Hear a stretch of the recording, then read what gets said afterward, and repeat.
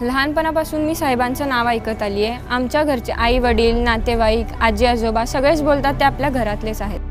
पूर्वी सोलापूर हे खेडं होतं, आता ते शहर बनत चालले। ते फक्त साहेबांमुळेच। उद्योगधंदे, हॉस्पिटल्स, शिक्षणाच्या सोयी इत्यादी उपलब्ध झाला। मुंबई पुण्यास तोडीस तोड असे सोलापूर डेव्हलप झालेले आहे। मी जशी जशी मोठी होत गेले तसं मी सोलापूरलाही मोठं होताना पाहिले। माझ्या आयुष्यातलं पहिलं मत मी त्यांनाच देणार ज्यांनी आम्हा सोलापूरकरांचं आयुष्य घडवलेलं। आमच्या घरातल्या माणसाला, आमच्या साहेबांना यावेळी एकच करा, साहेबांना परत बोलवा। सोलापूरला हवा मायेचा हात, चला देऊया साहेबांना साथ। शिंदे साहेब बारी, शिंदे साहेब बारी।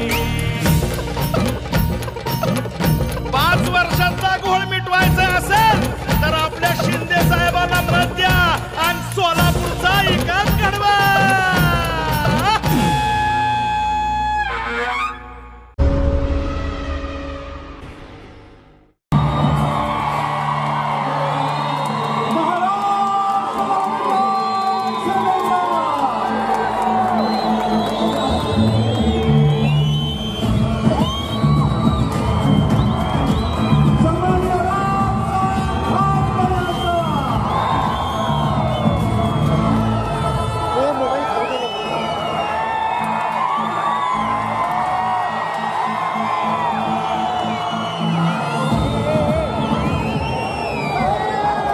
सन्माननीय राजसाहेब ठाकरे यांच्या शुभास्ते महाराष्ट्राचा आराध्य दैवत छत्रपती शिवरायांच्या प्रतिमेचं पूजन या ठिकाणी होत आहे।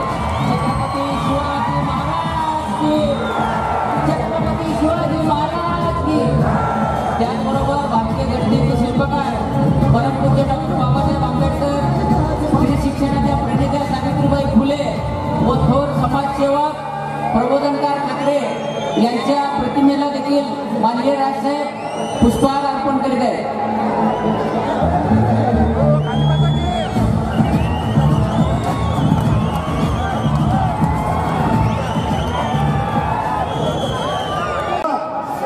आणि जाता पुन्हा एकदा या सरकारला आपला आव्हान सेवेचा, सन्माननीय राजसाहेब ठाकरे यांचा धन्यवाद। जय हिंद, जय महाराष्ट्र। माननीय राजसाहेब ठाकरे यांचं पुष्पहार घालून स्वागत करण्यात येत आहे। माननीय राजसाहेब ठाकरे यांचा, माननीय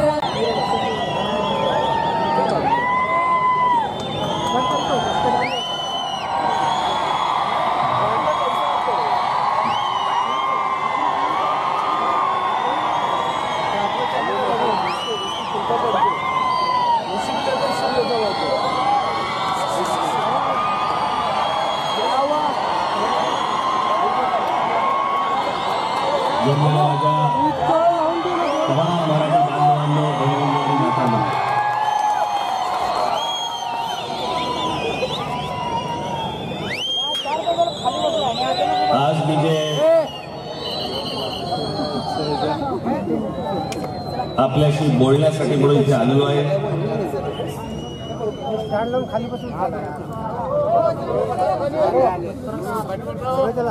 तो विषय अत्यंत गंभीर विषय आहे। कारण विषय निवडणुकीचा आहे।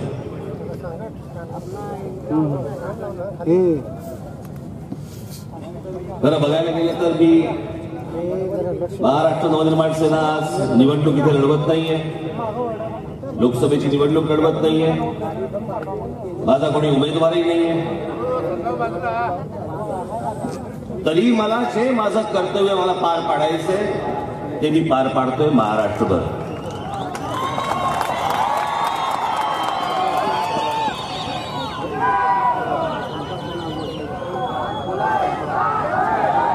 मी का फिरतोय, का प्रचार करतोय,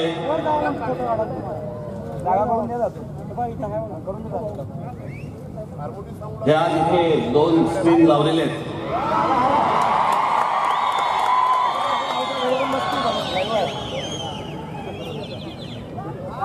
हे सगळं तुम्हाला कुठचा तरी चित्रपट दाखवण्यासाठी केलेलं स्क्रीन नाहीये।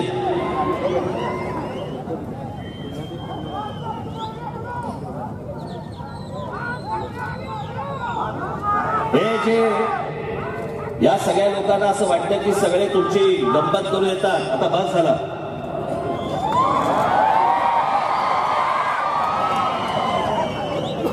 या सगळ्या लोकांना आजपर्यंत वाटतं की कोण तुम्ही, 5 वर्षात एकदा फक्त मतदानासाठी बोलवायचं, नंतर कोण तुमच्याकडे डुंबून बघतंय. समोर जे मिळेल ते आपलं फक्त तुमच्यासमोर फेकायचं, बोलायचं, निघून जायचं.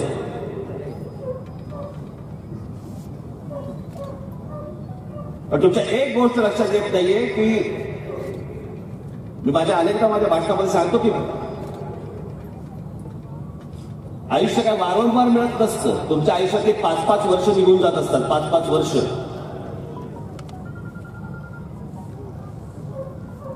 कोणी आज शाळेत असतो तो उद्या कॉलेजमध्ये जातो. जो कॉलेजमध्ये असतो तो उद्या नोकरी शोधत असतो. जो नोकरी शोधत असतो तो आपल्या परिवाराचा विचार करत असतो. आणि ह्या सगळ्या ज्या निवडणुका तुमच्या आयुष्यामध्ये येतात, ह्या सगळ्या निवडणुकांच्या समोर ज्यावेळी ती माणसं येतात आणि तुमच्याशी खोटं बोलायला लागतात,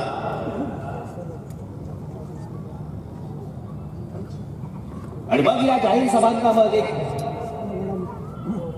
तुमच्या घोषणा आणि तुमच्या सगळ्या शिट्ट्या आणि ह्या सगळ्या गोष्टींमध्ये हे सगळ्या गोष्टी विरून जातात. तुम्ही येता, ऐकता, विरून जाता आणि लोक परत मूर्ख बनवायला टपलेली असतात तुमच्याकडे. का? कारण आम्ही हा राजकारण, निवडणूक हा विषय आम्ही गांभीर्याने घेतच नाही.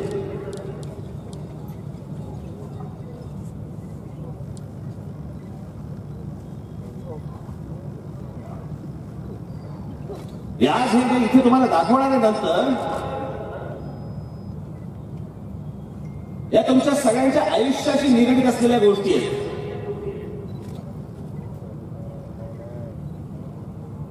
की तुमच्यासमोर यायचं, 5 वर्षात एकदा यायचं, तुमच्यासमोर वाटते त्या ठप्पा मारायच्या, खोटं बोलायचं, हुरळून जाऊन तुम्ही कुठेतरी मतदान करून मोकळं व्हायचं. आणि नंतर काय पदरी काय पडते आमच्या. तर गेल्या आमच्या 5 वर्षामध्ये महाराष्ट्रामध्ये 14,000 आमच्या शेतकरी बांधवांनी आत्महत्या केल्या. हे आमच्या पदरात पडणार. 14,000 शेतकरी.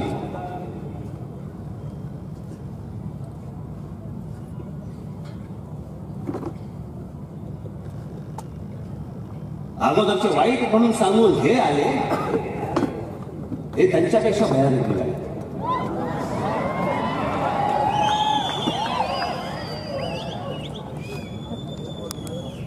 आज राज ठाकरे महाराष्ट्रामध्ये प्रचार करतोय, त्याच्या सभांचा खर्च कसा मोजायचा, भारतीय जनता पक्षाला पडलेला प्रश्न आहे.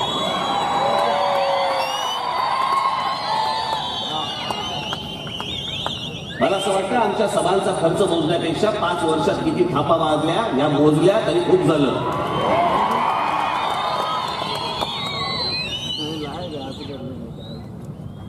हे तंत्र आहे.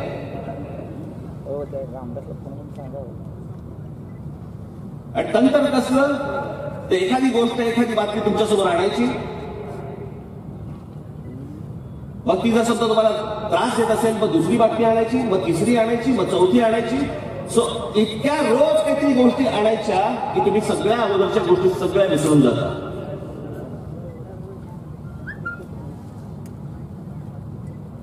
हे सत्ताधारी अगोदर काय बोलून ठेवलंय, या लोकांनी काय करून ठेवलंय हे तुमच्या लक्षातच राहत नाही. नंतर रोज काहीतरी तुमच्यासमोर येऊन पडत असतं.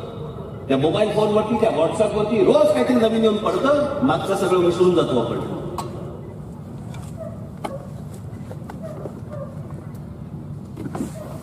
आणि या राजकारणी लोकांना, यांना सत्ताधाऱ्यांना हेच हवंय तुमच्याकडनं की अगोदरचं जे झालंय हे विसरून जा. आम्ही काहीतरी एक नवीन उभं करतो ते लक्षात ठेवा.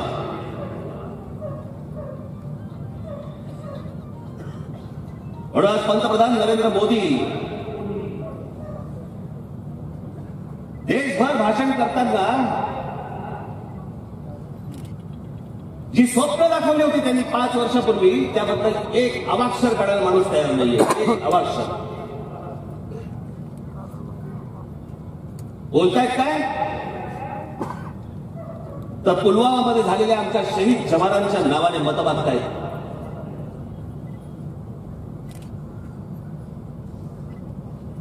एअर स्ट्राईक केलेल्या आमच्या विमानांच्या पायलटच्या नावाने मतं मागतायत.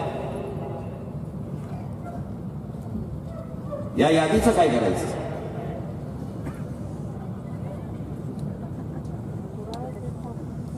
आर्थिक दुर्बलांना 10% आरक्षण. हा देश बाबांनो, हे तुमची सगळे जातीपातीमध्ये सगळी डोकी भडकवून, माथी भडकवून एकमेकांच्या उरावर तुम्हाला यांनी नाचवलं. हा दलित आहे, हा मराठा आहे, हा या जातीचा आहे, तो त्या जातीचा आहे. कधी ह्याला सांगायचं आरक्षण देतो, कधी त्याला सांगायचं आरक्षण देतो. याच सरकारने सांगितलं होतं ना, आम्ही दरवर्षी 2 कोटी लोकांना रोजगार देऊ. सांगितलं होतं ना. जर दरवर्षी 2 कोटी लोकांना जर समजा या लोकांनी रोजगार दिला असता तर 5 वर्षामध्ये साधारणपणे 10 कोटी लोकांना रोजगार मिळाला असता. 10 कोटी लोकांना रोजगार मिळाला असता. याचा अर्थ साधारणपणे घरची जर 4 माणसं पकडली तर 40 कोटी लोकांचा प्रश्न सुटला असता. झालं काय? एके दिवशी आमच्या पंतप्रधानांना एक झटका आला आणि एका रात्री त्यांनी नोटा बंद करून टाकल्या. या नोटाबंदीचा परिणाम काय झाला हे आता आकडे बाहेर येत आहेत. तर आमच्या देशातल्या अधिकृत आकडा, आमच्या देशातल्या साधारणपणे 4.5 ते 5 कोटी लोकांचे नोकऱ्या गेल्या. देशातल्या 4.5 ते 5 कोटी लोकांच्या नोकऱ्या गेल्या. जे 2 कोटी लोकांना दरवर्षी रोजगार देणार होते त्यांच्या एका निर्णयाने या देशातल्या 4.5 ते 5 कोटी लोकांच्या नोकऱ्या गेल्या. हा अधिकृत आकडा, अनधिकृत माहित नाही.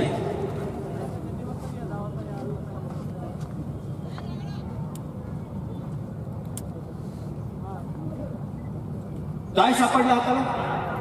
आणि मग हे सगळे प्रश्न तुम्ही विचारू नयेत. याच्यासाठी मग काय करायचं? दंगली घडवायच्या, जातीपातीमध्ये सगळी भांडणं लावायची.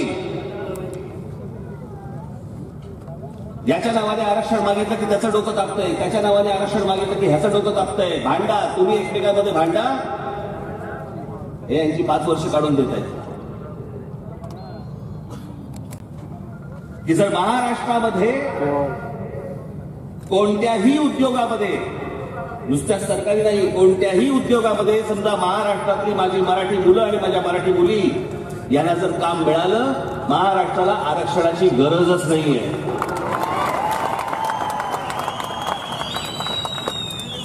आज बाहेरची लोक येत आहेत आणि तुमच्या राज्यामध्ये कामं घेत आहेत आणि आमच्या महाराष्ट्रामधला तरुण हातावर हात ठेवून बसलाय ग्रामीण भागात.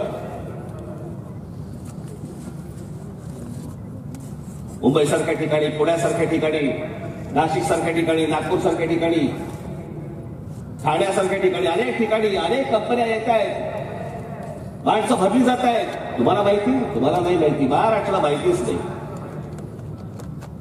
आमच्या मुलांना कल्पनाच नाही. आम्ही कशात गुंतलोय? आम्ही जातीपातीमध्ये भांडण्यात गुंतलोय. हा त्या जातीचा, हा या जातीचा. आरक्षण त्याला का, मला का नाही? आहेत पण नोकऱ्या, सरकारी नोकऱ्या आहेत. याची आपण बाबांना आरक्षण आरक्षण जे बोलतो 5%. बाकीच्या नोकऱ्या कोणत्या आहेत? सगळ्या खाजगी क्षेत्रातल्या आहेत. मग हे फक्त तुमची जातीवर मतं मागण्यासाठी म्हणून, मतं मिळवण्यासाठी म्हणून तुम्हाला फक्त आमिष दाखवतात आरक्षणाची.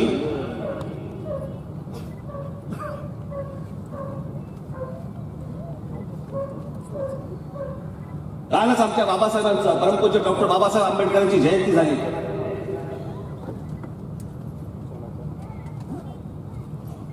हे सरकार किती वर्ष बोलते? 5 वर्ष होत आली.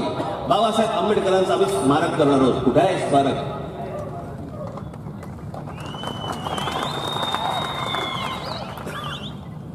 स्मारकाची कल्पना मी दिली होती. माझ्याकडे आजही स्मारकाची कल्पना आहे. जो भूखंड स्मारकासाठी म्हणून आरक्षित केलेला आहे त्या जागी जगातलं सर्वात मोठं वाचनालय उभं करा, जगातली सगळ्यात मोठी लायब्ररी उभी करा. आमच्या डॉक्टर बाबासाहेबांच्या नावावरती ते स्मारक आहे, तिथे जगातली सगळ्यात मोठी लायब्ररी उभी करा. अख्खं जग ज्ञान घेण्यासाठी म्हणून त्या जागी आलं पाहिजे. हे म्हणतात स्मारक. पुतळे उभे करणं म्हणजे स्मारक नाही. आमच्या शिवछत्रपतींचं स्मारक समुद्रात उभे करणार आहेत. पंतप्रधान गेले होते बोटीतनं समुद्रात माती टाकायला. काही येडा बनवायला काय आहे की नाही लिमिट? आमचे गडकिल्ले जे आहे हे त्यांचं खरं स्मारक आहे. ती नीट बनवा.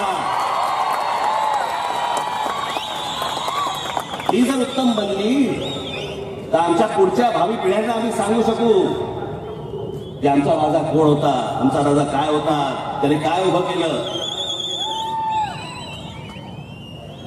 पण याला काय गोष्ट ना तुमच्या नोकऱ्यांचा विषय संपवायचा आहे ना अजून कुठच्या गोष्टी करायच्या. हे बघा माझ्याकडे इथे काय झालं, स्वच्छ भारत. माझ्याकडे प्रचाराचा खर्च मागते भाजप. या नरेंद्र मोदींनी गेल्या 5 वर्षामध्ये ज्या सगळ्या फेल योजना आहेत, ज्या योजनांचा हा 4880 कोटी आहे. नुसत्या जाहिरातींवरती केलेला खर्च हा 4880 कोटी रुपये. फक्त जाहिराती.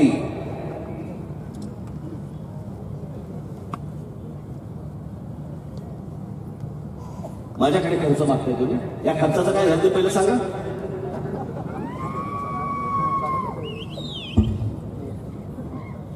स्वच्छ Bharat, stand up India, make in India, कोणाला कामं मिळाली. मध्यंतरी नगरचा मुलगा माझ्याकडे आला होता. याच मेक इन इंडियामध्ये तो बोलला मला त्या मेक इन इंडियाचे मला मिळवण्यासाठी म्हणून मला इतके पैसे चालायला लागले, इतके पैसे घालायला लागले. त्याची अवस्था अशी होती की त्यांनी शेवटी आमच्या बाळ नांदगावकरला फोन केला. माझं काहीतरी 9 तारखेला का 19 तारखेला माझं भाषण झालं ते त्यांनी ऐकलं. तरुण पोरगा होतो, राज ठाकरेंचं भाषण ऐकलं म्हणून तुम्हाला फोन केलाय, मला त्यांना भेटायचं.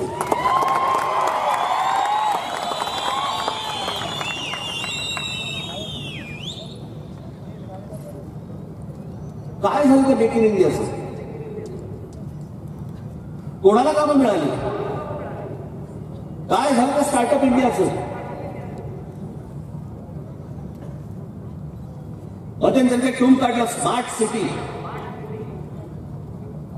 स्मार्ट सिटीमध्ये शहरं कुठची होती? त्यातलं एक शहर होतं सोलापूर. काय झालं त्या सोलापूर शहराचं?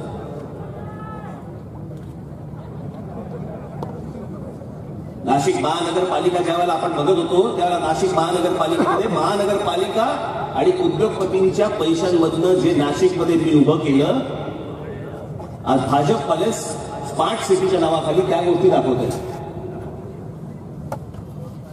काय त्याच्याकडे दाखवण्यासाठी काही नाहीच आहे.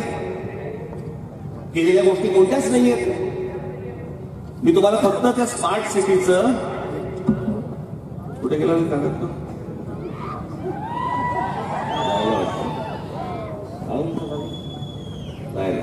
ठीक आहे. तुम्ही ज्या शहरामध्ये राहताय, पंतप्रधान येऊन तुम्हाला स्वप्न दाखवतो माणूस. प्रत्येकाला असं वाटतं की मी एका चांगल्या शहरात राहिलो, माझं कुटुंब एका चांगल्या शहरात राहिलो. घरात बाहेर पडल्यावरती असं वाटावं की बाबा नाही, माझं उत्तम शहर आहे, ज्यांनी मला स्वप्न दाखवली त्यांनी माझ्यासाठी खरंच काहीतरी करून ठेवलं. दर 5 वर्षांनी कोणतरी नवीन येणार आणि कोणतरी वेगळं स्वप्न दाखवणार, परत त्या स्वप्नांचा विस्तार करून जाणार. खरं या नरेंद्र मोदींकडनं काय अपेक्षा ठेवल्या होत्या या देशाने? मी मागे म्हटलं ना, 30 वर्षानंतर राजीव गांधींना 1984 साली ज्याला बहुमत मिळालं 1984 नंतर 2014ला दुसऱ्या एका माणसाला बहुमत मिळालं. 30 वर्षानंतर या देशात कोणाला तरी बहुमत मिळालं. बहुमत, भारत नावाच्या देशामध्ये बहुमत मिळलं. या देशातल्या लोकांनी तुमच्यावरती प्रेम केले. या देशातल्या लोकांनी तुम्ही सांगितलेल्या स्वप्नांवरती भरभरून मतदान केलं. आणि कालांतराने या देशाच्या लक्षात आलं तुम्ही खोटं बोलला त्या देशाशी. नरेंद्र मोदी या देशाशी थापा मारल्या, खोटं बोलले. आणि जी स्वप्न दाखवली त्या स्वप्नांबद्दल आज सकाळ शब्द हा माणूस काढायला तयार नाहीये. आमच्या शहीद झालेल्या जवानांबद्दल आज हा माणूस त्यांना पुढे करतोय, त्यांच्या नावाने मतं मागतोय.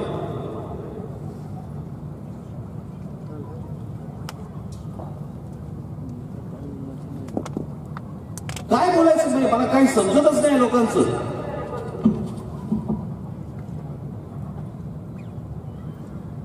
त्या दिवशी गुढीपाडव्याच्या सभेमध्ये मी सांगितलं होतं. गुढीपाडव्याची सभा बघितली असेल कदाचित तुम्ही. या गुढीपाडव्याच्या सभेमध्ये याच नरेंद्र मोदींनी जाहीर केलेल्या डिजिटल विलेज हरिसाल, मी आता जे बाबांनी तुम्हाला दाखवणार आहे ना, हे तुम्ही हा हा हुहू करून बघू नका. हे गांभीर्यानेच पाहणं गरजेचं आहे. म्हणजे ही माणसं तुम्हाला काय प्रकारचं मूर्ख बनवत आहेत हे तुम्हाला कळेल. मी त्या दिवशी गुढीपाडव्याच्या सभेमध्ये जे दाखवलं होतं ते पहिल्यांदा मी आता तुम्हाला पहिलं ते दाखवणार आहे. ते पहिल्यांदा तुम्ही बघा. पहिल्या गुढीपाडव्याच्या सभेत दाखव. नहीं उनकी तरफ से क्या मिला है? नहीं कंप्यूटर में सिखाते नहीं.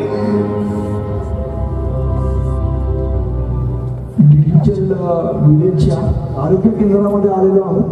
पण मुळातच या आरोग्य केंद्रात डॉक्टरच उपलब्ध नसल्यामुळे टेलिमेडिसिन सध्या गेली 4 महिने झाले बंद आहे, असं इथल्या मेडिकल ऑफिसरने सांगितलेले आहे.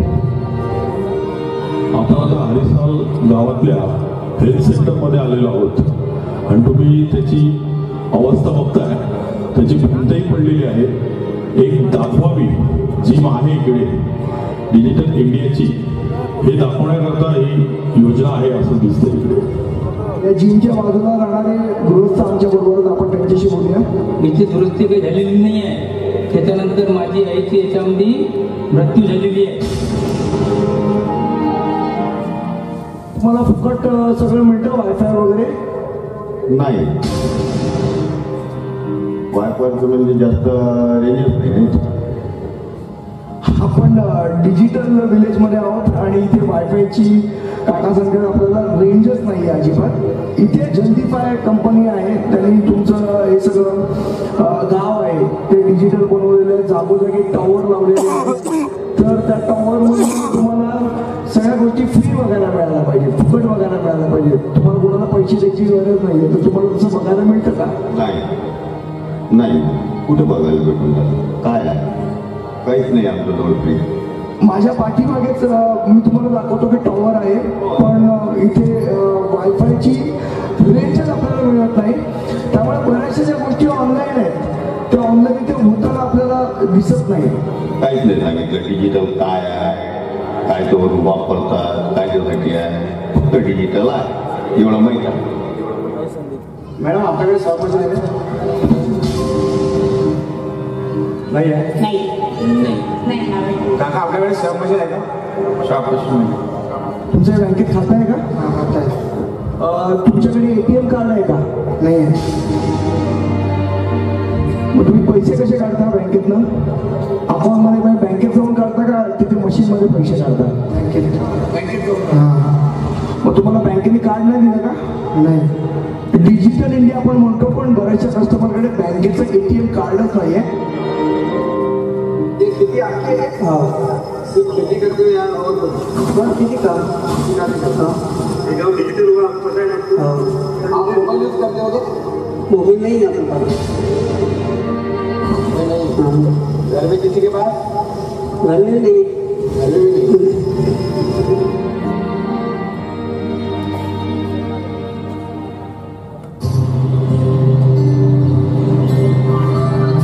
गावातील प्रत्येक शाळा आरोग्य केंद्र डिजिटल झाली. एवढंच काय, लोक ऑनलाईन व्यवहार करतायत.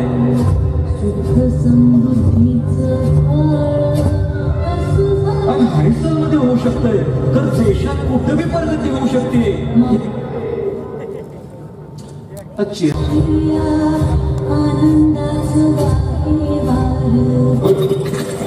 हरिसलची जी डिजिटल विलेज इंडियाची ऍड आहे युट्यूबवर आपल्या सगळीकडे शासनाने जी प्रचलित केलेली ऍड आहे, त्या ऍडचे मॉडेल आपल्याला इथे सापडलेले आहेत. तुम्ही काय सांगाल, तुम्ही ऍड केली, मी लाभार्थीची ऍड केलेली, तुम्हाला खरोखर वाटतं की तुम्ही लाभार्थी झालात? सर त्याच्याबद्दल मला काहीच बोलायचं नाही. पण तुम्हाला लाभ मिळाला की नाही मिळाला? सर ते शासनालाच माहिती आहे, मी कुठल्या वर्गाचा लाभार्थी आहे नाही आहे ते त्यांनाच माहिती आहे. तुमच्याकडे स्वॅप मशीन आहे? माझ्याकडे नाही. पेटी आहे? काहीच नाही.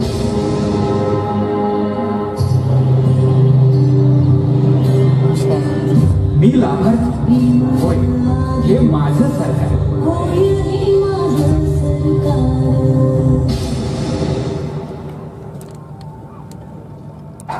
मुख्यमंत्री देवेंद्र फडणवीस माझ्याबद्दल काय बोलले ते ऐका.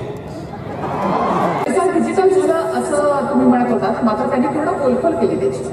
आजही तुम्ही जाऊन बघा. माझं म्हणणं राज ठाकरे गेलेच, त्यांचे काही लोक गेले होते. राज ठाकरे मला कल्पना आहे, राज ठाकरे त्या भागात गेले होते महिलांच्या, पण स्वतः हरिसलला गेले नाही. त्यांचे काही लोक गेले होते. त्यावेळी काही गोष्टी त्यांनी त्या ठिकाणी बघितल्या. पण माझं म्हणणं असं आहे, तुम्ही आज माझं TV 9 असं तुम्ही आज हरिसलला जाऊ. कधी कधी एखाद्या वेळेस तुम्ही गेल्यानंतर एखादी गोष्ट बंद असणं शक्य आहे, पण हरिसलमध्ये काय परिवर्तन झालं आज तिथे जाऊन बघा. हरिसालमध्ये जाऊन आले ते बघा.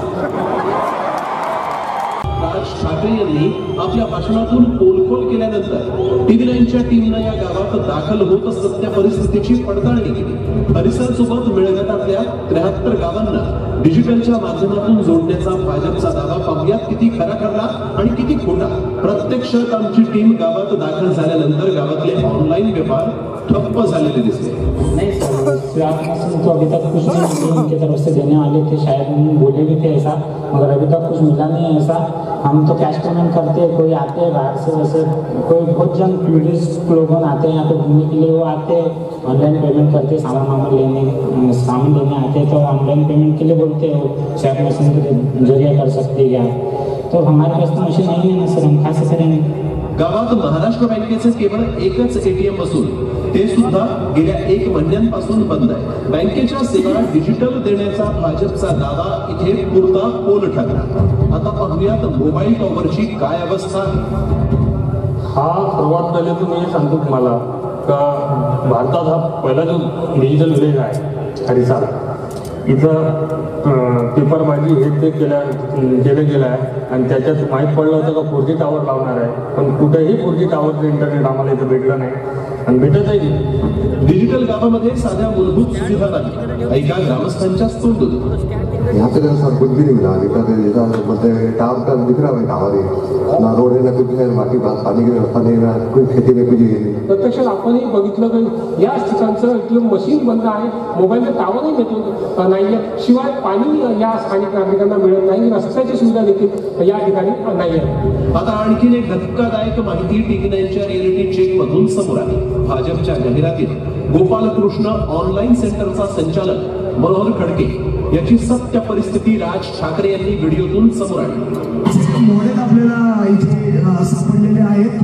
तुम्ही काय सांगाल, तुम्ही ऍड केली, मी लाभार्थीची ऍड केलेली, तुम्हाला खरोखर वाटतं की तुम्ही लाभार्थी झालात? सर त्याच्याबद्दल मला काहीच बोलायचं नाही.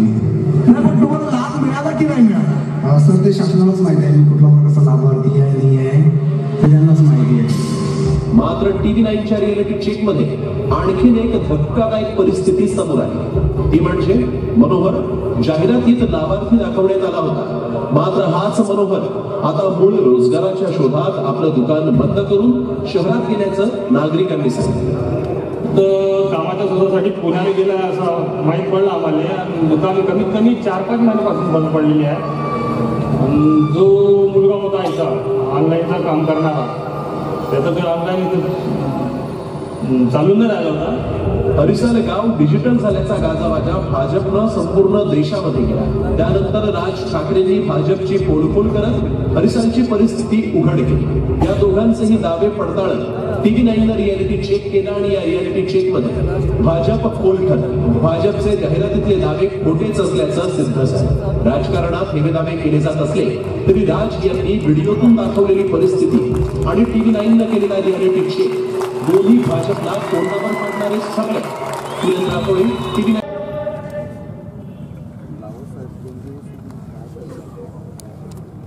पंतप्रधानांनी जाहीर केलेलं पहिलं डिजिटल गाव म्हणून ज्या ठिकाणी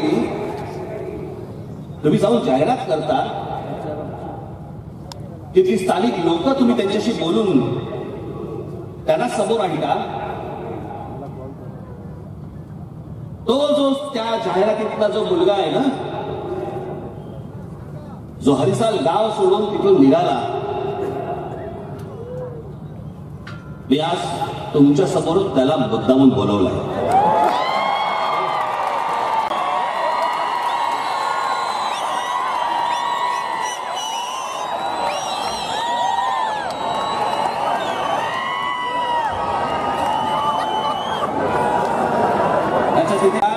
आणि पुण्या मुंबईमध्ये कुठेतरी मला काम मिळेल का या शोधामध्ये आला. तिथे आपल्या काही लोकांना हा भेटला, त्याच्यातनं हा माझ्या संपर्कामध्ये आला.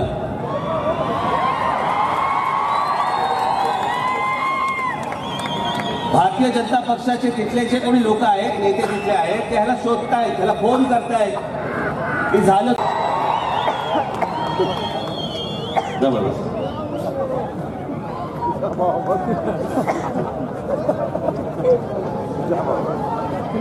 मुलं एवढी सगळ्या नोकऱ्या बघत असतात, घरदार असतं, रोज संध्याकाळी जाऊन आपल्या आई वडिलांना उत्तर द्यायचं असतं.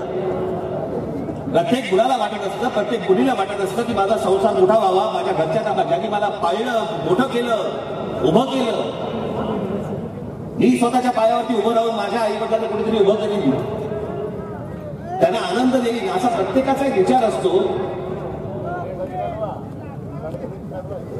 ती जी जाहिरात केली आहे ना राज्य सरकारने, ती जाहिरात पण ह्याला मुंबईला बोलवला आणि मुंबईच्या आसपास शूट केली. जाहिरात पण हरिसालमध्ये केली नाही. का, कशासाठी करताय तुम्ही हे? मुख्यमंत्र्यांनी सांगून दाखवा होता माझा दावा खोटा आहे का.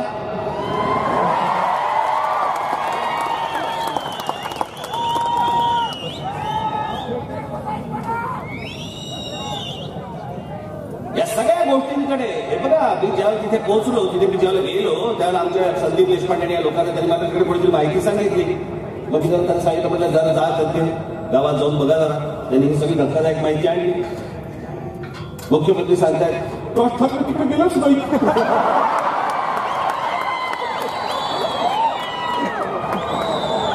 माझं असं म्हणणं आहे, मग ज्या मुख्यमंत्र्यांनी महाराष्ट्राला सांगितलं की मी 1,20,000 विहिरी महाराष्ट्रामध्ये बांधल्या, कोणत्या विहिरीवरती पाणी काढायला मुख्यमंत्री गेले होते?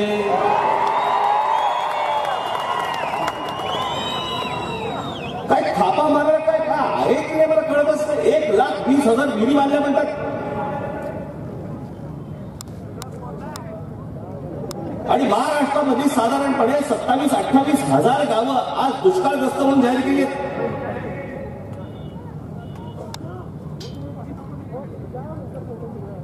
आज मराठवाड्यामध्ये बघितलं तुम्ही, कसा सोलापूर जिल्हा घ्या, कालच माझ्या नांदेडच्या सभेमध्ये सांगितलं, मराठवाड्यामध्ये तर जवळपास 1,000-1,200 फूट खाली पाणीच मिळत नाहीये.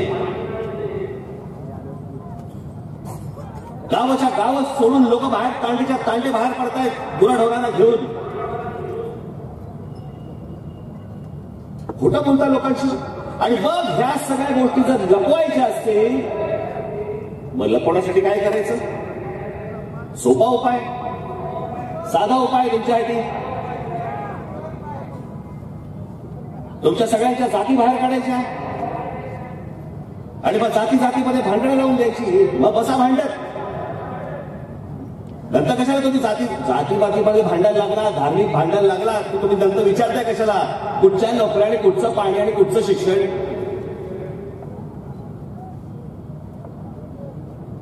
या लोकांना हेच हवंय.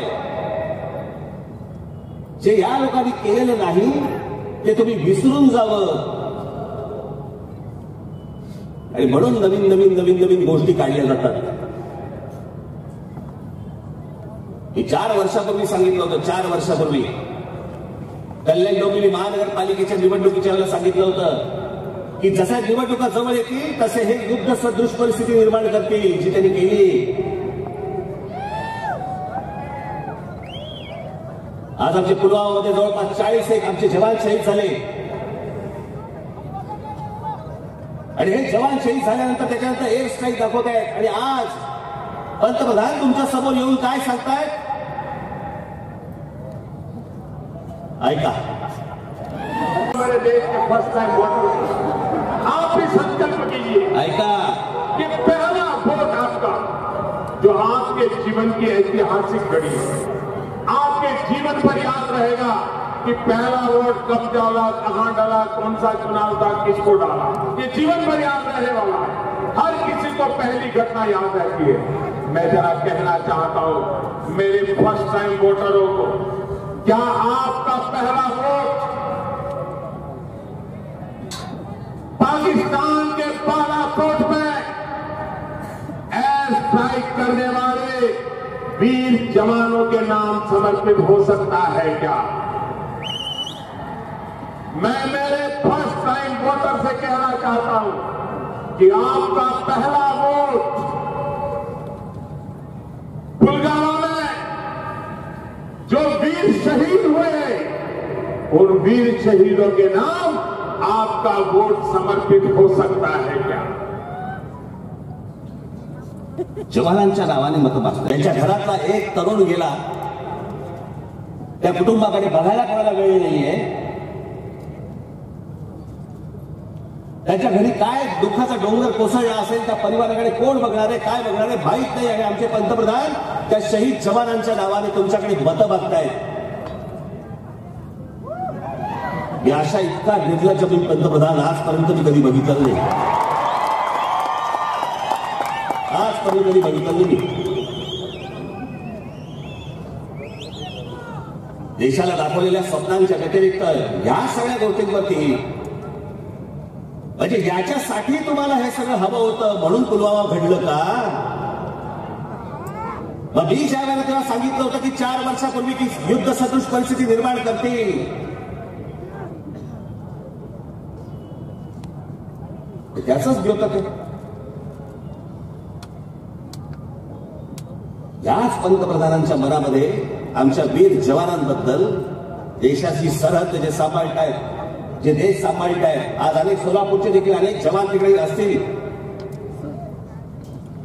या जवानांबद्दल याच नरेंद्र मोदींच्या मनामध्ये काय आहे पुन्हा एकदा ऐका. मी हे तर प्रत्येक सभेमध्ये ऐकवणार आहे. सेना में जवान जितना रहेगा ताकत व्यापारी रहता है. सेना में जवान जितना साहस करने का ताकत रखता है ना, उससे ज्यादा साहस करने का ताकत व्यापारी रहता है. आमच्या देशात आमच्या जवानाबद्दल आमच्या पंतप्रधानांच्या मनामध्ये काय आहे? जो तिकडे गोळ्या खातोय, जो तिकडे शहीद होतोय, जो तिकडे मरतोय, त्याच्यापेक्षा साहसी कोण आहे? तर बडे व्यापारी. हे ज्या माणसाच्या मनात असेल त्या माणसाचा विचार काय असेल? जो आता झालेल्या घटनांबद्दल जर समजा तुमच्याकडे मतं मागत असेल, कोण तुम्ही आहात त्यांच्यासाठी? त्यांच्या डोक्यात जे चालू आहे ना आता, हे नरेंद्र मोदी आणि अमित शहा या दोघांच्या डोक्यात जे चालू आहे ना, हे सगळं रशियाच्या लेवलवरती घेऊन जायचे. रशियाच्या एक 8-10 फक्त लोकांच्या हातामध्ये या देशाची सूत्र असणार. 8-10 लोक फक्त सगळ्या या गोष्टी सांभाळणार. अर्थकारणापासून सगळ्या गोष्टी 10 लोक बघणार. बाकी तुम्ही कोण? तुम्ही गुलाम. तुम्हाला बोलायला स्वातंत्र्य नाही. आज आमचे पत्रकार बांधव कुठे आहेत? इथे आज येऊ शकतायत, पण दुर्दैवाने या देशामध्ये जर समजा परत हे आले, यांच्या समोर घटना घडतील पण हे लिहू शकणार नाही, यांच्या समोर घटना घडतील पण हे बोलू शकणार नाही, संपूर्ण देशाची गळचेपी करून टाकतील. तुम्हाला उद्या कुठच्या एखाद्या अन्यायाबद्दल सुद्धा विरोधामध्ये जर बोलायचं असेल, तुम्हाला बोलता येणार नाही. हे त्या प्रकारे घेऊन जायचा प्रकार सुरू आहे. जे 1934, 35, 31च्या काळामध्ये जे ॲडॉल्फ हिटलरने जे केलं ना जर्मनीमध्ये, त्या वाटेवरती हे भारत यांना न्यायचं आहे. या भारताची संपूर्ण लोकशाही मोडून काढायची आहे, भारतामध्ये सगळ्या संस्था मोडून काढायच्या आहेत. हे जे चालू आहे त्याचं सरळ चालू नाहीये. म्हणून मी आज कोणताही उमेदवार उभा न करता, पक्षाचं कुठचंही काहीही निवडणूक न लढवता मी तुमच्यासमोर आलोय. फक्त तुम्हाला जागा करायला बाबांनो पुन्हा बळी पडू नका.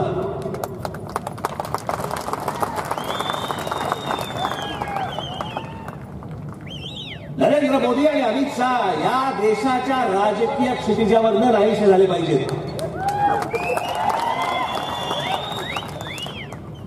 या दोघांना तर नाहीच नाही, परंतु या दोघांना मदत होईल अशाही कोणाला मतदान करायचं नाही.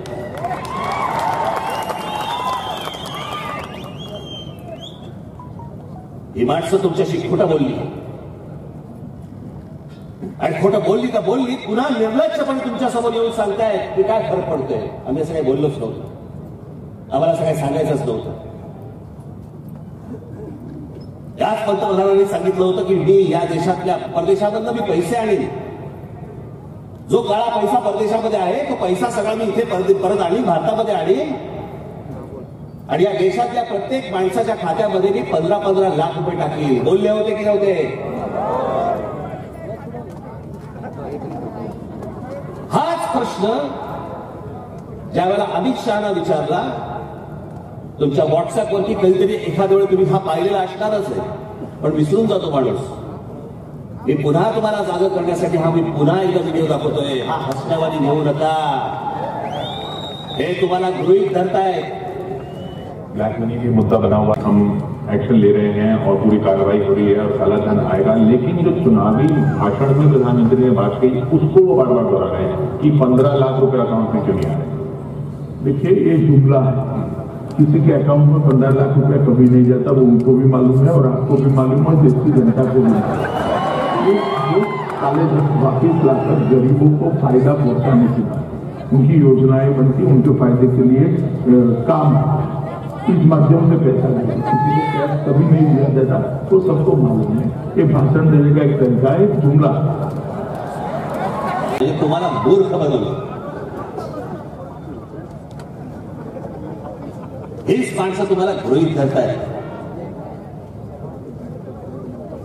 आजपर्यंत असंच गृहीत धरलं. आम्ही ह्या हो हो हे करत बसलो, आम्ही कोणाच्या सभा असल्या तर आम्ही शिट्ट्या वाजवत बसलो, सगळा गोंधळ घालत बसलो.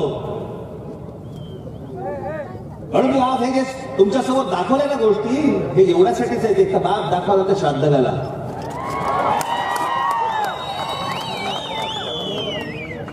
माझ्या अनेक अजून पुढे अनेक सभा आहेत, त्या सभांमध्ये मी अजून काही गोष्टी मांडणारच आहे.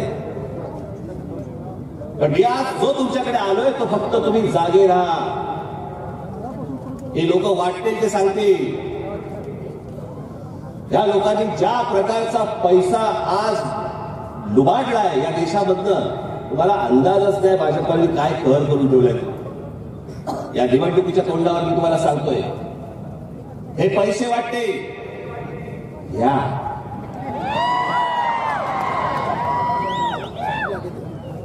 जर पैसे वाटले तर घ्या. ह्यानी देश ह्यानी रिकामा केला, देश ह्यानी लुटला. हीच वेळ आहे ह्याला लुटायची. पण ह्यांच्याकडे परत डुंकून देखील बघू नका. काय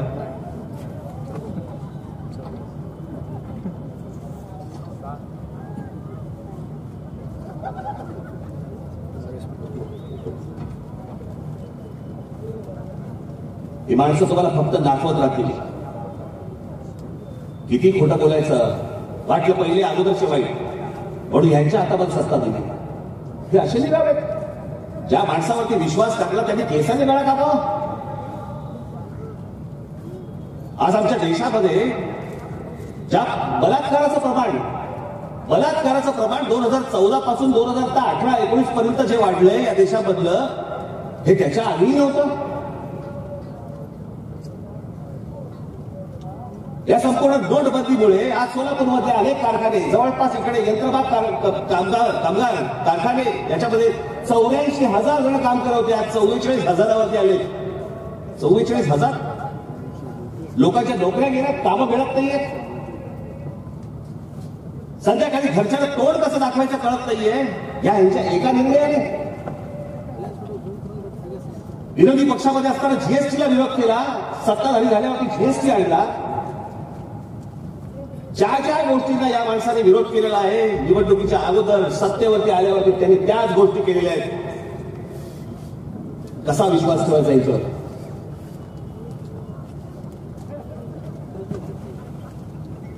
कोणतीही गोष्ट माफ करायला तयार नाही, नोकऱ्या लावायला तयार नाही, शेतकऱ्यांचा प्रश्न सोडवायला तयार नाही. शेतकऱ्यांचं तुम्हाला कर्ज माफ करता येत नाहीये, उद्योगपतींचं कर्ज माफ करता येतं. आज या देशामध्ये अनेक असे उद्योगपती आहेत की ज्यांचे पैसे परत येऊच शकत नाही. असे पैसे किती आहेत? जवळपास 8.5 लाख कोटी आहेत.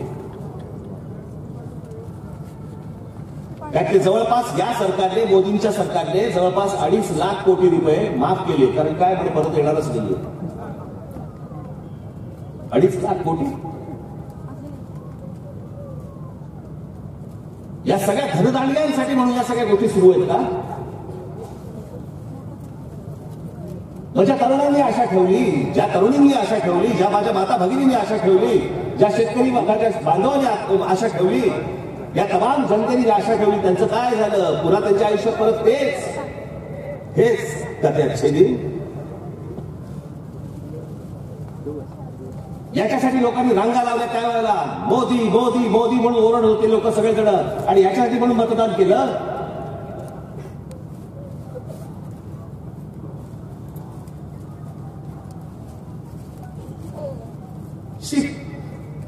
काय बोलायचं आहे लोकांना?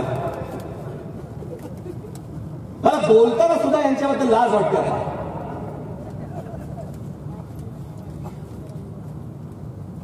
की तुम्ही इतकं प्रेम करता, तुम्ही इतका विश्वास दाखवता, आणि इतका विश्वास दाखवल्यानंतर देखील जर इतकं खोटं बोललं जाणार असेल आणि दुसऱ्याच लोकांसाठी निवडणुकीच्या आधी काय म्हणत होते? पाकिस्तानला लव्ह लेटर पाठवायचा बंद करून टाका मनमोहन सिंगांनी. पंतप्रधान झाल्यावरती शपथविधीला तुम्ही पाकिस्तानचा नवाज शरीफांना शपथविधीला बोलवता. काहीही कारण नसताना हवेतल्या हवेत विमान फिरवून तुम्ही पाकिस्तानला लाहोरला जाता का? आता कुठे त्यांच्या कुठेतरी जागी जाता आणि तिकडे जाऊन बिर्याणी खाता, तिकडे जाऊन केक भरवता नवाज शरीफना. काय वाटलं असेल आमच्या जवानांना?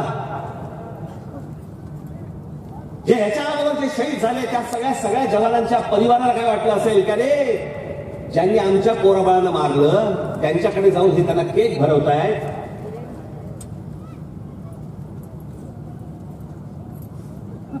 आधी वारे बाप काय वाटते ते सांगितलं. त्यांनी 1 मारला तर 4 मारा. गोळीचं उत्तर गोळीने गेलं पाहिजे. आणि सगळ्यात खोट्या गोष्टी करतात.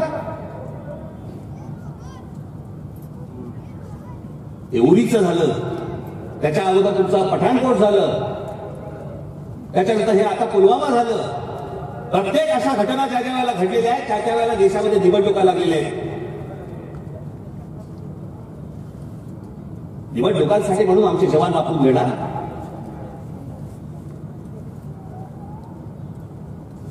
त्या आई वडिलांनी काही एवढ्यासाठी त्याचा जन्म दिलाय. जर खऱ्या अर्थाने शहीद झाले तर त्यांच्या नातेवाईकांना, त्यांच्या घरच्यांना देखील आनंद होईल की नाही माझा पोरगा शहीद झाला. हातनात मारला गेला. हेच मोदी विचारत होते ना अगोदरच्या सरकारला. आर्डिक्स कुठून येतं मला सांगा, शस्त्र येतात कुठून सांगा, सरहद तर आपल्या हातातच आहे. मग मनमोहन सिंग सांगा हे येतं कुठून? जे आमचे 40 जवान गेले तिकडे जो आर्डिक्सचा बॉम्ब ब्लास्ट जो झाला, मोदींनी सांगावं मला आर्डिक्स आला कुठून, ते शस्त्र आले कुठून? आहेत का उत्तर? यांच्याकडे उत्तर नाही.